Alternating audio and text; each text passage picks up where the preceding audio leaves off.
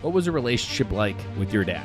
This podcast, Military Veteran Dad, is brought to you by the Business of Fatherhood, an effort by me to help you become a better dad.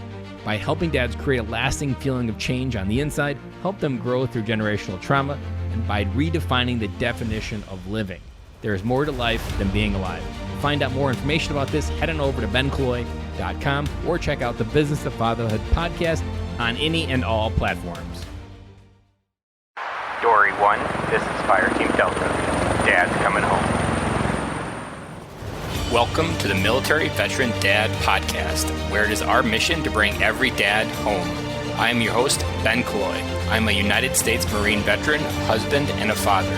We will bring authentic conversations to inspire action in your life so we can close the gap between the dad you are today and the dad you want to be tomorrow. This is the Military Veteran Dad Podcast.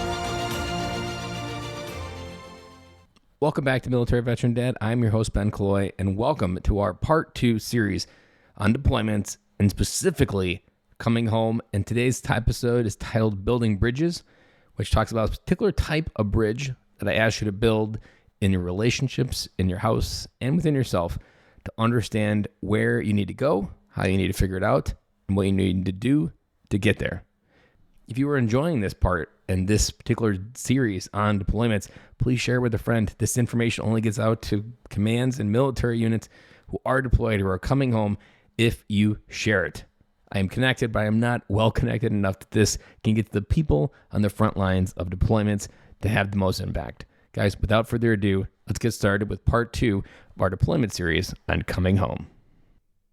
Welcome to part 2 of this deployment series on coming home, a specific set of content designed to help you make that emotional transition home. This podcast, as I mentioned in part 1, is born out of this idea that we come home from war wherever we are essentially deployed, whether we're at TAD, whatever it may be in the military.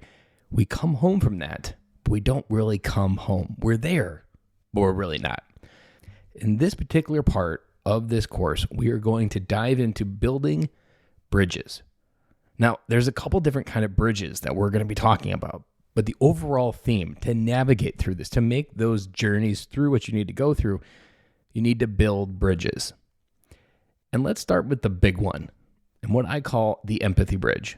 Now, this one you know, and you can feel it, but you don't necessarily know the how. So essentially, an empathy bridge is an understanding of how each other's lives transposed and went forward while you weren't there. Let me say that one more time. An empathy bridge is essentially building an understanding of what traversed while you weren't there. What did your spouse and partner go through while you were gone? What, if you were the spouse listening to this, what did your partner go through wherever they were? What did they experience wherever they were at? And what was that like? What emotion did you have to walk through? What were some of those feelings of isolation that maybe you felt? Understanding this is so critical in building bridges going forward. Now, the most pivotal one is the one with your spouse. But the secondary bridge in the empathy bridge category is the one with your kids. Because as I talked about in part 1, life happened for them while you weren't there. Life happened for you while they weren't there to even play with you or whatever it may be. Understand that you need to understand what their world was like. It is critical in your world to understand what you missed. I talked about the credit card of time in part 1. That credit card of time is something you need to focus on building and paying back with interest. But, however, big but, however here, understanding where to invest it, what you missed, and what emotions have not been processed.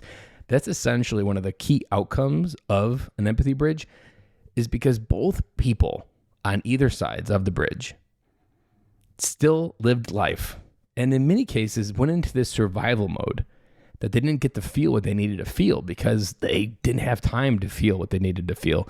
Your partner might not have had the time to feel what they needed to feel when that particular moment happened, and she just had to muscle through it, push through it. And to me, that is something that has to be unpacked. And the empathy bridge kind of takes inventory of that. It goes through these different moments when you're describing them. And sometimes these can rush into new emotions that maybe you haven't felt before. Something else, when someone is unpacking what their life was like, don't ask with judgment.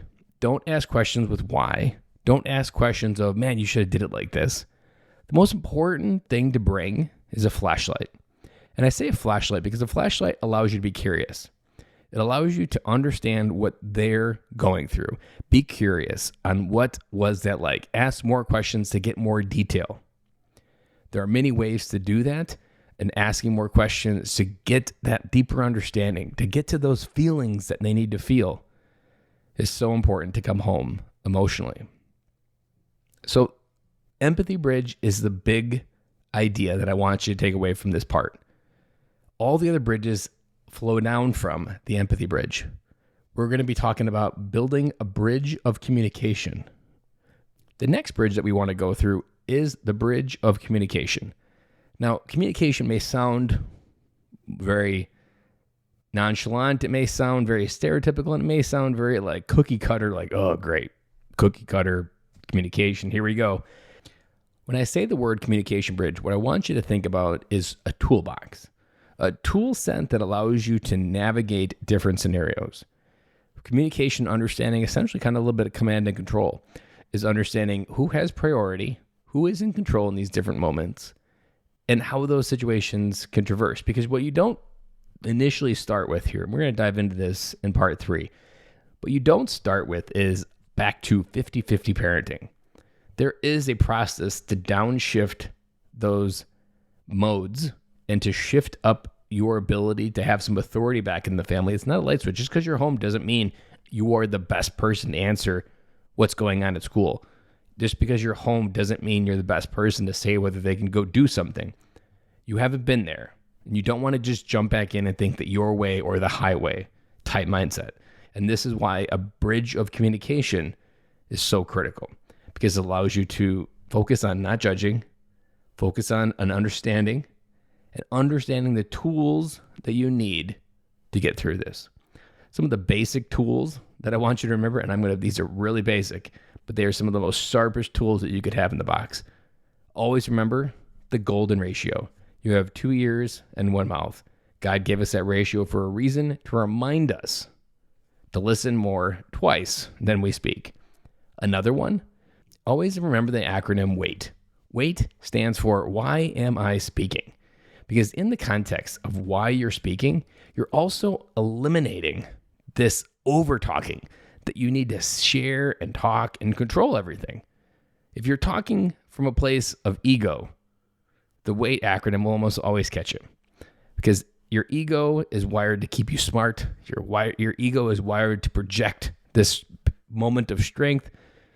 But often our ego is not leading, especially in this case. It's not going to be your best friend, because it's going to be a protection mechanism for all the things that maybe you haven't unpacked yet, that we are just beginning to unpack. Know that wait, why am I talking, is that reminder for your ego. On this bridge of communication, I also want you to become a detective, like I talked about in part 1. Recognize patterns of communication. Because recognizing patterns, like when you've been in an argument twice or 3 times or 4, having the awareness that you're in a pattern allows you to make a new choice to interrupt it. So let's rehash here a little bit. We've got an empathy bridge that allows us to reconnect, to understand the world in a way that we weren't there, to understand that they learned to do life without you. They needed you, but they had to get through it without you. Asking questions like, where can I best support you? Or realizing that you might be in the way. Empathy bridges allows you to pull back. It allows you to see your place within the home, where you've been, where they've been, and trying to build this mutual understanding in the middle that builds a cohesive bridge where then you can both begin to move forward. One of the most important things that I've learned about the empathy bridge is that to trying to regain momentum in your relationship, your family, your relationship with your kids, your spouse, partner, is understanding until you get to the same spot emotionally and kind of catch up on what was lost behind, it's very difficult to move forward. Because often what you'll have is one person is living in the past and one person is trying to pull in the future. And you might already feel this sometimes when the past keeps getting pulled up, that you weren't there or you don't understand. In those moments, it's just an expression of something that hasn't been healed. Something from a resentment is still surfacing. And the idea of the empathy bridge is to get through those resentments, to understand them, to talk about them so they're not festering and they're not meant as tools in conversations where they don't fit and don't belong. So it is an important fundamental beginning mindset of how you communicate going forward, which leads us to our second one that we talked about, the communication bridge. Understanding that when you're creating communication, there's a set of tools for it, just like in the military. Follow those tools, understand what works, what doesn't, listen 2 times more than you talk. Remember, why are you talking? Because often your ego, which is mostly where you're talking from, is trying to protect you from where you are. In conclusion, I want to give you one final thought before we move on to the next part. That there is often a description that I've heard mentioned from dads. In this case, this particular dad was living in Texas. And he used this analogy of being deployed to Texas and his home was in Afghanistan. Deployed to Texas and his home was in Afghanistan. Now, this particular dad, no matter who it is, it applies to so many dads because they feel out of place at home. It was the one thing I mentioned in part 1 that one thing they wanted this entire time, and now it's here. And they feel deployed there. And they felt more home where they came from. This switch is essentially a disconnect of understanding. If you feel deployed to your own home, that's essentially a giant warning signal. You're not building empathy, you're not learning to communicate, and you're letting your ego hide all the things that you don't want to talk about. Because kids are uncontrolled emotions. They are untethered, unregulated, and in many cases have only been here 5, 7, 8 years on this planet Earth. They do not have all the skill sets that you do to manage life, but yet we expect them to. And if you haven't gone through your own journey to figure out yourself, to understand what these trigger points are that you might be dealing with, to build empathy with others, you're not going to be able to cross that threshold emotionally. You're always going to feel like you're deployed to your home and that you felt more comfortable when you were at war than you do in your own house. It's one of the first seeds of thought that begin to get oxygen that allows dad to take his own life. If you are in this spot, if that resonated with you, please stop this course and reach out to the Suicide Prevention Hotline. 1-800-273-8255 and then select 1. Or you can text 838-2525 to start a confidential chat. I'm here to help you get through and get emotionally home, but if you're having that thought of being deployed to your own home, you need to reach out to your local VA center, reach out to a crisis center, because you are a man in crisis. Whether you feel that or not, that thought of being deployed to your own home is the first indicator of something that could tragically take your life and change the family tree forever.